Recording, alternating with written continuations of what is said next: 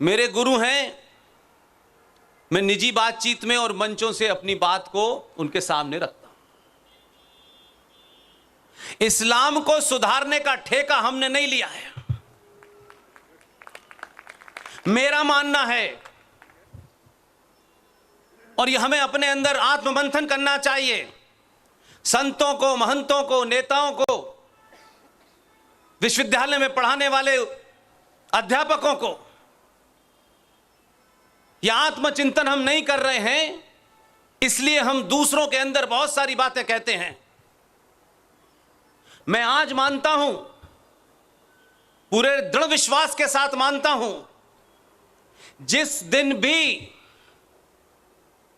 सनातनी हिंदू अपनी सामूहिक शक्ति को पहचान लेगा, इस्लाम तो क्या, इस्लाम जैसे सब लोग आपके कदमों में होंगे।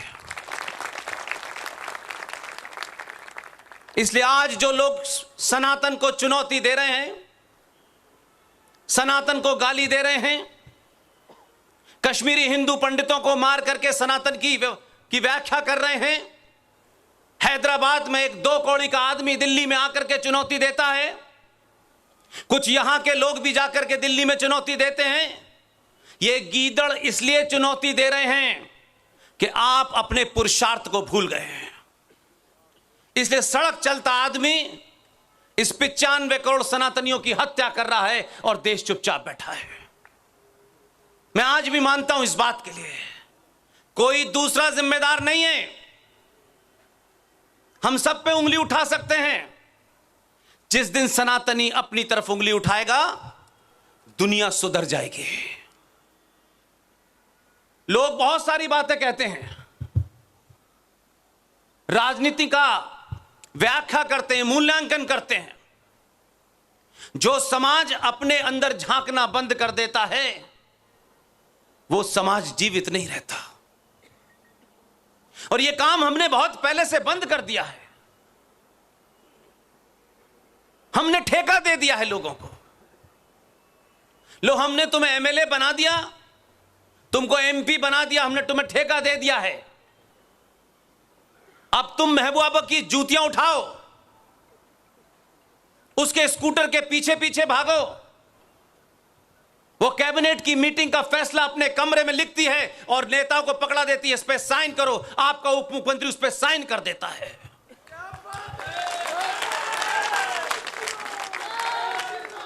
अपने बीच में से दलालों को पहचानिए। आपके बीच में बड़े बहादुर हैं। अगर अंकुर ने यह बेड़ा उठाया है कि जब तक शुद्ध सनातनी कश्मीर की विधानसभा में नहीं पहुंचेंगे, ये दलाल बिकाऊ आपका सौदा करते रहेंगे।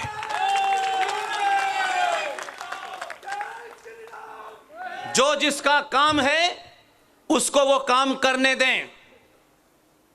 संतों का, महंतों का जो काम था वो काम नहीं कर रहे, वो भी टिकट की लाइन में लगे हुए हैं।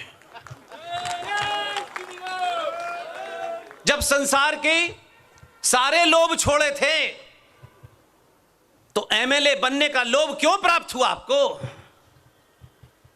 इसलिए जो जिसका काम है वो अपना काम करे बस। इसलिए सनातनी जिस दिन सच को सच कहेगा, कठुआ में भी कहेगा, श्रीनगर में भी कहेगा, हैदराबाद में भी कहेगा, उस दिन दुनिया की कोई ताकत आपको आंखें नहीं दिखा सकती। इसलिए सनातनियों ने हमारा शत्रु कौन है यह हमको नहीं पता। इसलिए हिंदुओं के ठेकेदारों ने अपने स्वार्थ और संगठन के चलते आपका सौदा कर दिया है। जगह जगह सौदा कर रहे हैं आपका। इसलिए उनकी जबान नहीं खुलती। जब नुपुर शर्मा को उदयपुर से चुनौती मिलती है और भारत की राजधानी में पागल इस्लामिक जिहादियों की भीड़ यह ऐलान करती है कि नुपुर शर्मा तुम कहीं भी हो, तुम्हारा तन सर से जुदा कर देंगे। एक शब्द नहीं निकला आज तक। इसलिए मैं नहीं जानता क्या स्वार्थ है। इस भारत में जितने भी नरसंहार हो रहे हैं स्वार्थी दलाल संगठनों के कारण हो रहे हैं, क्योंकि आपने ठेका दे रखा है कि कोई आपको बचाएगा। दुनिया में कोई किसी को बचाता नहीं है। यह अपने अंदर की शक्ति पहचानिए और उन योद्धाओं को याद कीजिए कि जो आज की चुनौती है उससे ज्यादा चुनौतियां थी, 100 गुना चुनौतियां थी। तब भी उन्होंने अपने बीच से बहादुरों को चुना।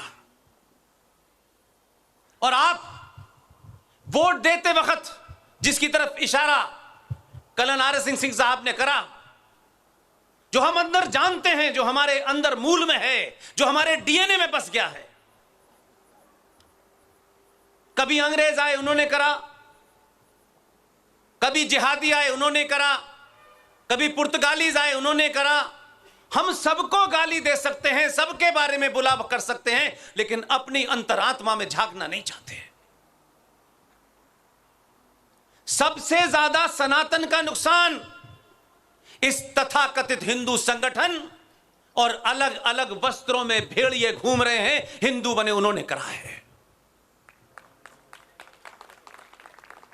बार बार कुछ शब्दों का प्रयोग हमारे यहां किया जाता है, हम जाने अनजाने में नहीं करते। हम बहुत मक्कार और स्वार्थी हैं इसलिए करते हैं, क्योंकि जब हम सच बोलेंगे तो हमको अपनी भूमिका तय करनी पड़ेगी। इसलिए झूठ बोलो, झूठ का प्रचार करो, और अगर कोई सच बोल भी रहा है तो उसे सारी शक्ति लगा करके झूठा साबित करो। यह हमने झूठ बोला, हमारे उन विद्वानों ने झूठ बोला। सारे धर्म बराबर हैं, रोज बोलते हैं। पॉलिटिकल लोग लोकतंत्र में खास तौर से सबसे बड़े झूठे होते हैं, क्योंकि लोकतंत्र और डेमोक्रेसी की मजबूरी होती है कि उसे वोट पंचर वाले का भी चाहिए और एपीजे अब्दुल कलाम का भी चाहिए। इसलिए वो कुछ बातें कह के एपीजे अब्दुल कलाम को खुश कर सकता है और कुछ बातें उन्हें पंचर वाले के लिए भी करनी है। लोकतंत्र में नेताओं को झूठ बोलने का अधिकार है, लेकिन नेताओं से मेरी कोई शिकायत नहीं है, क्योंकि वो उनकी मजबूरी है। मेरा गुस्सा, मेरी नाराजगी उनसे है। न किसी सत्ता से बंधे हैं, न किसी पार्टी से बंधे हैं। दिन रात हिंदुत्व का ठेका लेके घूम रहे हैं, वो हिंदुओं से क्यों झूठ बोल रहे हैं? सवाल उनके सामने है। आज 2022 के भारत में जब दुनिया सेकंडों में यहां से लेके अमेरिका, अमेरिका से लेके दुनिया के किसी भी कोने में सेकंडों में आपकी बात जा सकती है, तब भी कुछ मूर्ख इस बात से चिंतित हैं कि ये पुष्पेन, आरएस सिंह, जीडी बख्शी, सुशील पंडित, ललित अंबरदार, अंकुर शर्मा, प्रोफेसर कपिल कुमार, प्रोफेसर पवन सिन्हा, ये देश भर में सच बोल रहे हैं। उस सच से उन पाखंडियों के ऊपर से नकाब हट रहा है। इसलिए आज क्या कहते हैं, अगर भजन कीर्तन करने से, मंत्र पढ़ने से पाकिस्तान ऑक्युपाइड कश्मीर आपको मिल जाता तो 70 साल किसका इंतजार कर रहे थे? कौन है ये महामूर्ख जो आज के सनातनी हिंदू को मिसगाइड करना चाहते हैं? फिर तो सेना को हटा देना चाहिए। दुआएं कीजिए, पूजा कीजिए, प्रार्थना कीजिए, उससे सब कुछ ठीक हो जाएगा। आज ऐसे मूर्खों को उनका बहिष्कार कीजिए। वो कोई भी हो, अपना भी हो, तब भी हमारी टीम का कोई सदस्य ऐसी बेवकूफी की बात करे, आप बहिष्कार कर सकते हैं। यही सोच के कोई संगठन नहीं बनाया हमने। यही सोच के तय किया कि दुनिया की किसी पार्टी के ऑफिस में हम में से कोई नजर नहीं आएगा। हम किसी सीट के लिए, किसी टिकट के लिए नहीं लड़ रहे हैं। अगर लड़ रहे होते तो कठुआ में इतनी बुलंद आवाज में नहीं बोल पाते। हमसे जिसको नाराज होना है वो कल होता हो अभी हो जाए।